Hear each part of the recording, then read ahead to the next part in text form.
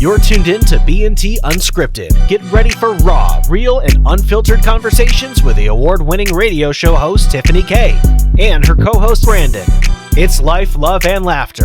Unscripted, unpredictable, and unforgettable. Buckle up. You're listening to B&T Unscripted. We are back. That's what that sound means. We are back with B&T Unscripted. I'm Tiffany. I'm Brandon. Thanks so much for joining us for your chaos of the week, especially on a Weird News Wednesday late. Yeah, we're just doing whatever now, so we apologize for the sporadicness, I guess, of posting. Yeah, look, hey, we're posting. We're still keeping you up to date, but we all know life is crazy. It happens. So let's just say Weird News Middle of the Week show. Yeah. There we go. Weird news every day. How weird about news that? Every day. I love that. Because there's weird stuff happening all the time. So constantly. But anyways, thanks again for joining us for another B&T Unscripted episode where you found out all the things in the world that you didn't know about, didn't want to know about, didn't need to know about, but we're still going to tell you anyways. And so we are back with that. We got some weird news stories. We got some updates on upcoming fights for the weekend. We got a Congressional Medal of Honor to talk about. Yeah, a few of them, actually. Music news and everything in between. So there's a lot to do today, so we might as well jump into it. Are you ready? Yeah, let's do this thing. Okay, so you got our first story for daily news headline, so let us know what's going on. Yes, so I love my martial arts and fight news, so You're not alone. Yeah, so Floyd Mayweather, one of the greatest boxers of all time, is coming out of retirement to face Manny Pacquiao, which is all-time great as well. And they're going to fight each other again. So they fought in 2015. It was like the fight of the century and everything like that. Did amazing numbers. And Floyd... obviously he's undefeated. His record is undefeated. He's never been beaten before, but he's coming out of retirement as an undefeated fighter. So the T behind that, I was going to say, there's got to be some reason if you're undefeated and you're retired, there's got to be something good to get you out of that. So his persona and everything, like a lot of people don't like him because he talks about money and he's like portrayed as the bad guy and he talks a lot of mess for the fight buildups and stuff like that. So, but, the people are saying that he ran out of money. And he has to come back out of retirement to fight. That's how I feel anytime I see an actor or actress do like one of those skincare commercials or something. Like Neutrogena. They're like, it makes my skin perfect. I'm like, I haven't seen you in 20 years. You need money. No, or it could be the other way around. They're just bored and they made it. Oh, that's true too. Aren't there some actresses or actors that are like that? Like they did like a few great movies and they're like, I'm good. Oh, yeah. Or like one-hit wonder artists. Yeah. Yeah, they do that too. But I'm just saying, sometimes that's what I always think. I'm like, they need money. Or they might have to do a HBO series or something, to make up for a few bad financial decisions. But do you think that's what's happening here?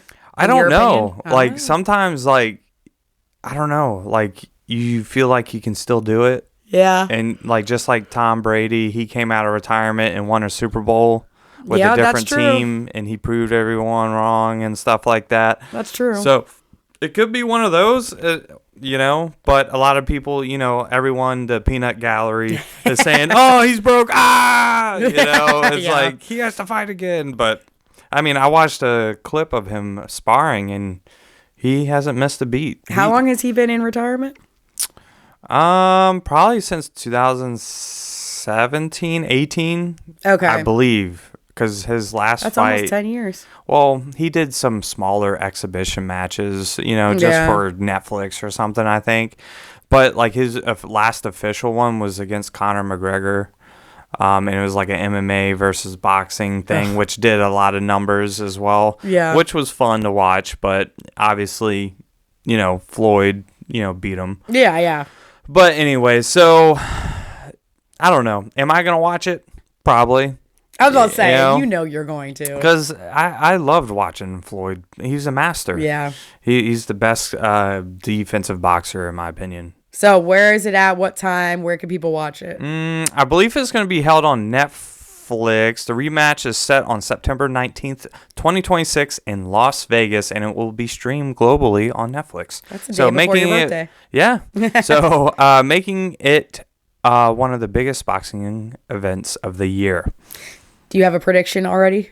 Yeah, Floyd's probably going to beat him. And then if he doesn't. If he doesn't, like, that's the thing. Like, he ruins his legacy I was for about to being say, undefeated. that would suck. I think I'd be too afraid to, like, ruin my legacy and be like, you know what? I'm just going to let it be. I'm good. Well, that's the thing. Like, if it is the negative thing, like, he needs the money. I mean, dude, I would get knocked out. I would get knocked out. Yeah, you know, true. For like $100 million. That's true. Can you think about that? It's like Rocky Balboa. Yeah. That's true. Yeah, but... Well, good luck, Floyd. We hope the best for you. Looking forward to this fight happening September 26th, sorry. On, you said Netflix. Yes, it will be streaming on Netflix. Well, moving on to our next topic. This isn't as exciting as that, but this is very interesting. Buffets are making old school comeback. As Americans hunt for dining value, they're considered financial geniuses. Buffets. So, when was the last time you went to a buffet? Probably pre-COVID. I was about to say, I think all of us were pre-COVID. And honestly, a lot of buffets got shut down during COVID. They already are kind of going out of business before then. But they all got shut down because health-wise, right? We're all going to the same place, touching the same utensils. I hate saying this, but there are times that you're having kids or even adults sneezing all over things. Or the kids are touching everything, you know? Yeah. And, like, that's true. And you don't think about it. They weren't necessarily the most sanitary thing. Now, I will tell you, I was a good buffet lover. I loved buffets. American buffets. I love Chinese buffets. Were always so good. They always had... They were good. Like, they had their traditional dishes, but for some reason, they always had like, pizza or crab legs or things like that. Yeah. As well. I love a good Chinese buffet. So I do miss or a steak buffet. Oh, Ponderosa. I'm getting hungry now. Yeah. But anyways, buffets were definitely a family thing. But then they went away during COVID. You don't see many of them. Even here in the area, I think there's two that I know of, and I don't see many people go to those buffets. But it looks like they're making a comeback here in the U.S. As Americans tighten budgets and experience menu price fatigue, some are heading to familiar, affordable option, buffets. In fact, last year, Yelp released its 2026 trends forecast and found that searches for all-you-can-eat buffet near me surged 252%. Oh, wow. Now, this data was gathered between September 2024 and August of 2025, and obviously has grown in popularity. And the most common ones are Indian food buffet near me have jumped dramatically, along with Chinese buffets and then American buffets. Now, why is this the case? It just makes more financial sense. The thing is that experts within inflation are saying that buffets train Americans to hunt for value again, especially with rising prices on menus. So now restaurants aren't getting away with raising the prices on their menus as much for a small plate of food versus going to a buffet, paying a single price, and it's all you can eat, you know? Especially nowadays when eggs are $5, burgers are $20 on a menu. Yeah, it's expensive nowadays. What makes more sense if you're going to go out to eat, especially if you have a family? Yeah. So that's kind of why they're saying these restaurants are doing so much better. Restaurants are quietly cutting portion sizes but raising prices at normal restaurants, but you can go to a family buffet. Yeah, the dollar menu ain't the dollar menu anymore. No. You know, do you remember like the McDonald's dollar menu?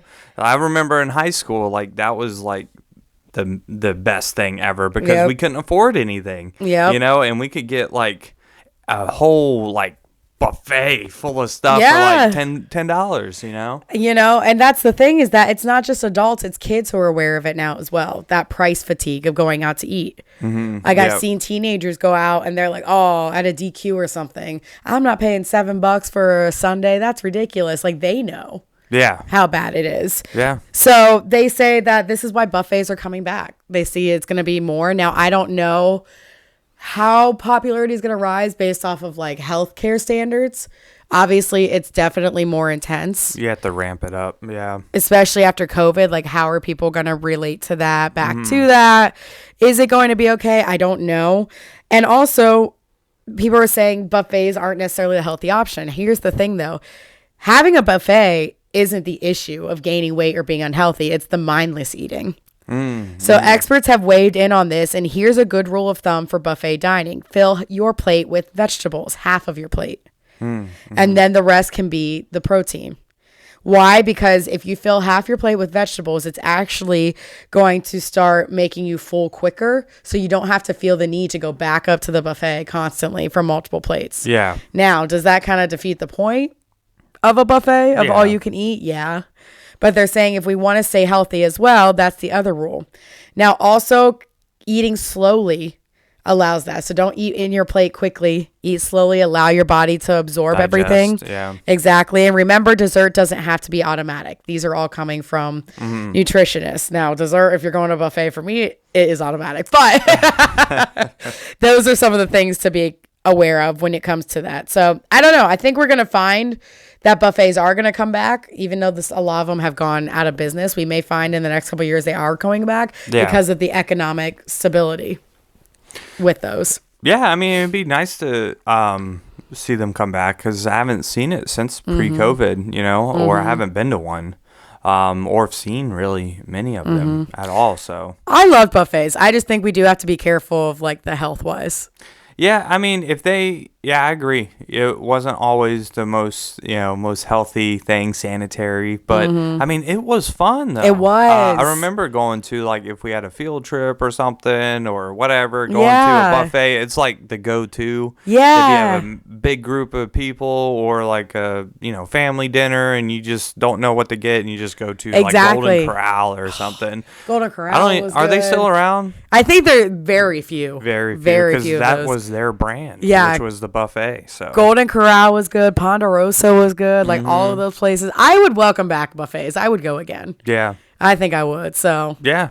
Interesting. Let us know if you would too. I just think that's an interesting what are your thoughts thing that's on that? happening with buffets. So moving on to our next story. This one I'm really excited to hear about. Congressional Medal of Honor. Yeah. So recently we all know the 2026 State of the Union address happened. Yep. And there's a whole bunch of drama with it, as always, with all the politics, and we definitely try to avoid it. But I think this was awesome to see some of our real life superheroes be recognized for their actions, and even I think 100-year-old veteran. Wow. Got a Congressional Medal of Honor as well. That's for amazing. His classified mission that he did. Oh, okay. And it finally he can get recognized for it out in public. How insane is that? You have to wait till you're on 100 for that. I believe he was a Korean War veteran. Okay. If I'm not mistaken, then the guy from the Coast Guard, that he was a rescue swimmer that rescued all those people. I think it was from Texas when we had all those floods and stuff like that. So he got recognized. National Guard member that got injured in a shooting in D.C. Got a Purple Heart as well. So, but the I guess the more viral thing that went viral was Chief Warrant Officer 5, just for more military, I guess. A Chief Warrant Officer is a mythical creature. Okay. Why? It's the biggest joke, running joke. You don't see them. Yeah, they just appear out of nowhere. And a chief, I think that's the top warrant officer rank, right? So they're an officer, but if to get the Chief Warrant Officer 5, you have to be an expert in your field, which this guy is, and apparently have disappearing and reappearing skills, as you're saying. Yeah, that's out of nowhere. That's the running joke. You just never see a lot them. of people said this is the only time we've seen this rank, and this is when it happened. That's really cool. So, but anyways, Chief Warrant Officer Eric Slover, a U.S. Army pilot, wounded during the mission targeting Venezuelan leader Nicolas Maduro. So, as we all know, that raid happened with Delta Force, all that stuff. So he was one of the pilots. So he was critically injured during a January raid, shot 3 times while piloting a MH-47 Chinook helicopter, which is a personnel carrier helicopter, inserting an assault team, which is Delta Force, into a fortified compound. So despite his severe wounds, he was credited with playing a key role in the mission's success and the safety of the assault team. So, and the most viral thing is like he looks like Henry Cavill from Superman. Oh, that's so cool. So he looks just like Superman. That's really cool. He's built like a freaking Terminator, like Superman. Wow. Right? And I was like, wow, dude. I was like, is that Henry Cavill right there? Is he getting the Congressional Medal of Honor? Yeah, I was like, this guy's a real life. All of them are real life superheroes, but to actually look like that is really cool. It was like I don't know, like that is what I picture like an American hero looking like that. I was like, that I would go to war for that guy, type cool. Deal. So, but yeah, his wife was there, and he was. Did they say like exactly what he did? I think you were telling me this before. Yeah, so he was shot 3 times, and he was losing a lot of blood and stuff like that. But he chose to keep flying the helicopter, and his actions, determine whether or not the mission success happened, because he was able to turn his helicopter around, let his machine gunners take out the people shooting at the helicopter, land the helicopter, let the assault team go, and tell his co-pilot like, hey dude, like I'm about to pass out, can you take it, take control of the helicopter so they can continue on with the mission. That's amazing. And it's like, I'm getting goosebumps because it's like we have people like that in our military, like getting after it, and we have real life superheroes, even like, the Korean War veteran, the Coast Guard. It's not just him, but but for National the sake Guard. Of the topic, we have real life superheroes. And to see people get recognized for it is awesome. So, well, congratulations and thank you to him. So we have real life superheroes, guys. So if you see someone, go ahead and even first responders too. Yep, go ahead and say thank you for everything you're doing, because you don't know what they're going through, and I'm sure they would definitely appreciate it. It's also crazy too, because our conversation on Monday was about them trying to take away VA benefits, and I'm like, and then you hear a story like this. Oh yeah, and you're like, okay, yeah, the idiots who were behind that, like, we don't need to help him. I mean, that guy, obviously those guys are very like secretive and stuff like that. I'm sure he didn't want to be out in the public, but he had a walker and everything to stand. And some of those politicians, go ahead, didn't stand for him. Didn't stand for him. I was like, this guy risked his life and stuff like that, and y'all can't stand for him while he's standing with a walker. It's ridiculous. Not to make this political, but that's ridiculous. That's just human. I was gonna say that's decency, human decency. But anyways, going back to the story. Woo, got me fired up. I know. We want to say thank you to him. Yes, thank you to everyone. Thank you to everybody. Our service members. And congratulations. And now it's time to... Moving on. We went a little later in that segment this time around, but it's no big deal. We want to make sure we give you all the good details of our stories. Yeah. So moving on, we got to get to our music corner. And this one is an interesting news story. I'm doing country music today. Yes. And I think this is so cool. So Darius Rucker is going back on tour this year, which, I mean, he always goes on tour. But he recently announced his Songs of the Summer tour and is ready to play his most popular songs to his most dedicated fans all around the world. But what if I told you that although he is a fan of himself, he never listens to his own music intentionally after he releases it? Ever. Isn't that interesting? So I guess he doesn't like the sound of his voice? No, so what it is that he was recently on Taste of Country Nights with our friend Evan, and he was saying, I don't listen to my own stuff. He admitted it. And he said, when I'm making a record, I listen to it all the time to an annoying extent, to the point where if you're around me, you're like, dude, you're not that good. Stop playing it so much. Yeah. And then he says, after I'm done making that record, I don't listen to it at all. And I think part of it's the fact of like he listens to it so much to make sure it's good when he's putting it out. The final touches. That maybe he's tired of his own stuff. Yeah.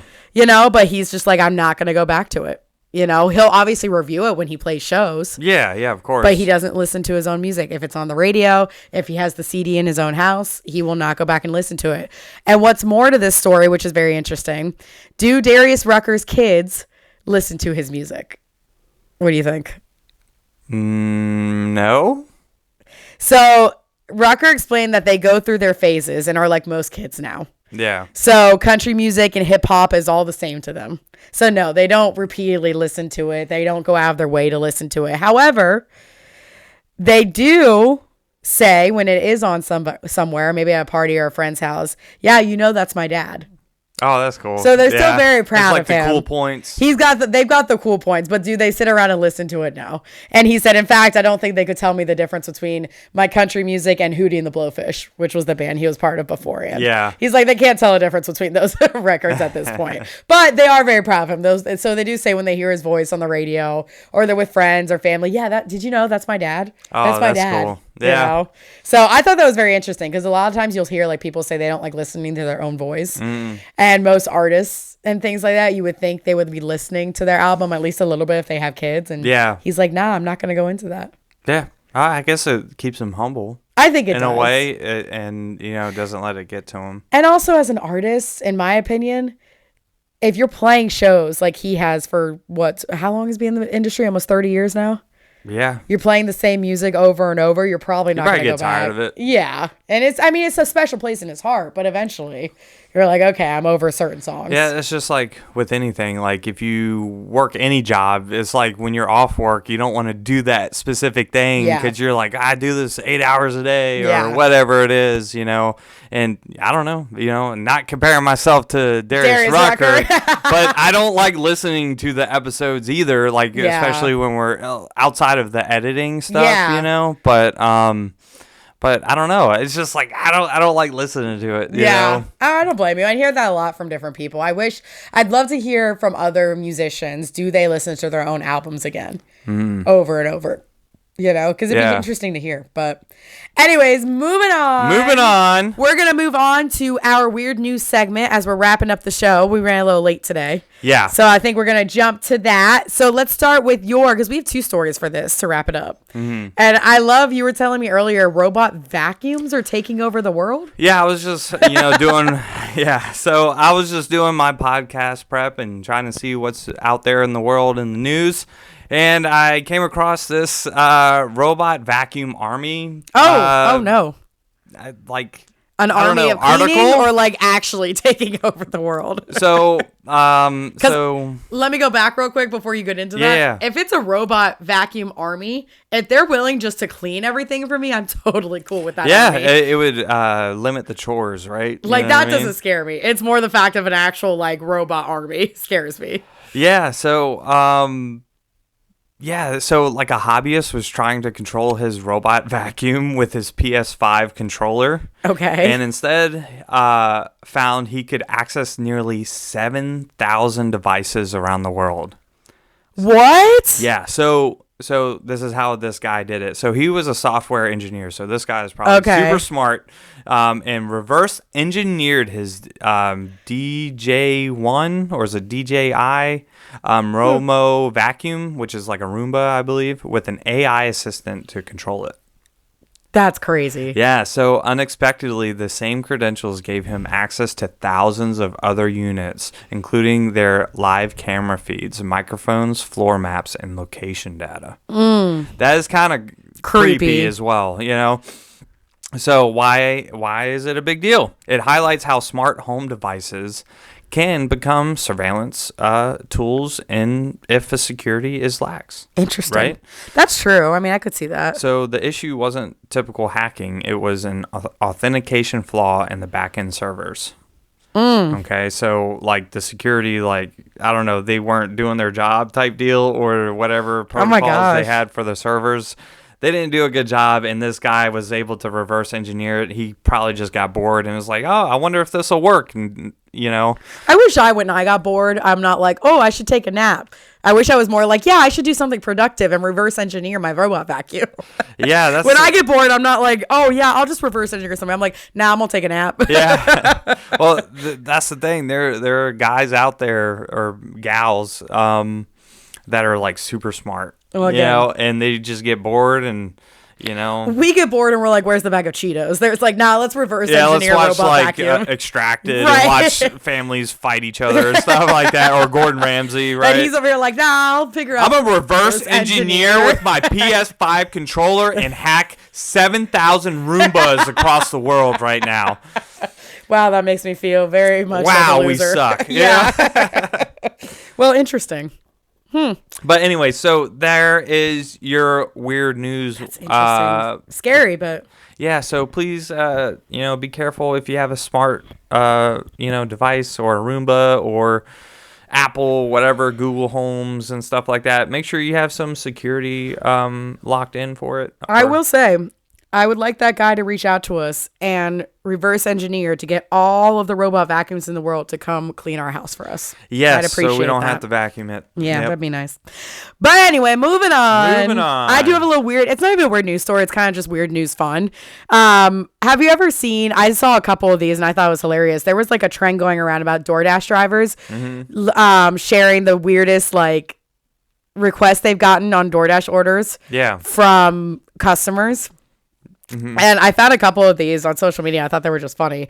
So I wanted to share them with you because I'm sure as a DoorDash driver, you get some of the weirdest complaints. Yeah. Or weirdest requests, not complaints, when they go to pick up your order or when they deliver it or things like that. One of them was on Instagram, and I saw this DoorDash driver said, I respect this lady.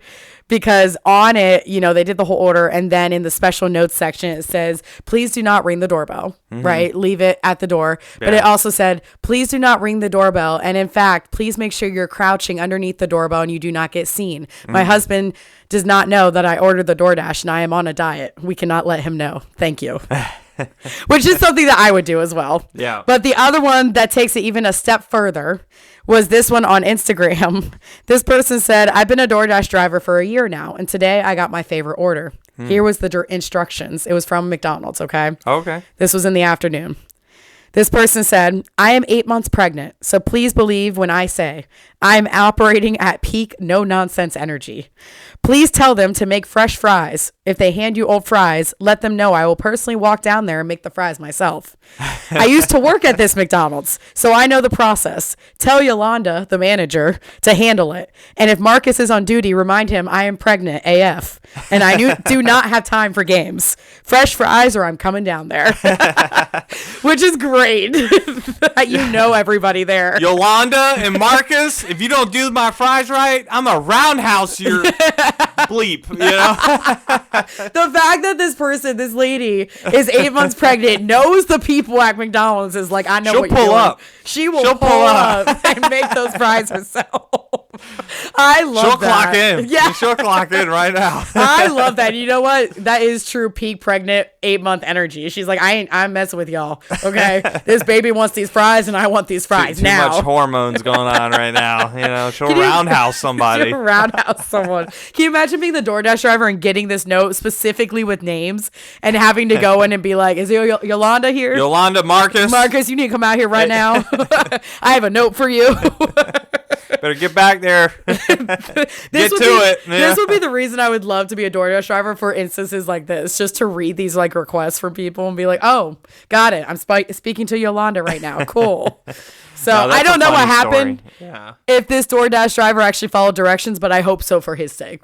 Yeah. I didn't want her coming down there and roundhousing people. Nope. Making her own fries. Yeah, exactly. So if you're a DoorDash driver or an Uber driver, or you have fun stories like that, we'd love to hear them and share them. I'm sure they got some crazy stuff, especially like if they're like in the college towns and the Friday nights or the military bases. I think it would be so funny to hear a bunch of these. Oh, I'm sure. So let us know. Instagram us, DM us, Facebook message us, comment below on our Spotify and Apple podcasts. Let us know your story because we would love to share them. Yes. I'm sure there's some crazy ones out there and we'd love to share. And if you have a really good one, you might be featured on the podcast. Yeah, we'll give you a shout out for sure. We'll give you a like. And we'd love to hear it from you. Everything. So make sure you do that as we round out this episode. Also, always follow us: Facebook, Instagram, TikTok. Comment, message, share, like, YouTube, subscribe. Share. What else am I forgetting? Apple, Spotify. There's a lot of things. Yeah. Just share, comment, subscribe. We love you. Yeah. Share. Or just hit the like button if you don't know what a subscribe or yes, if whatever you don't know it any is. Of that, we still appreciate you listening. Yes, even if you don't know anything about that stuff, we appreciate you taking the time being with us. Yes, so thank you so much. We will be back again with another episode, another B&T Table for Two as well. Yep. A little update there as well. We got some Mexican food to review. Yeah. Which will be one of our fun. Well, it's a good another favorite, one of our favorite spots. Yeah. So thank you so much for listening. We appreciate you guys. We love you guys. Please remember, take care of your friends, take care of your families. Say thank you to a first responder, military, veteran, everybody in between, and we will talk to you all soon. Keep on keeping on. Bye, y'all.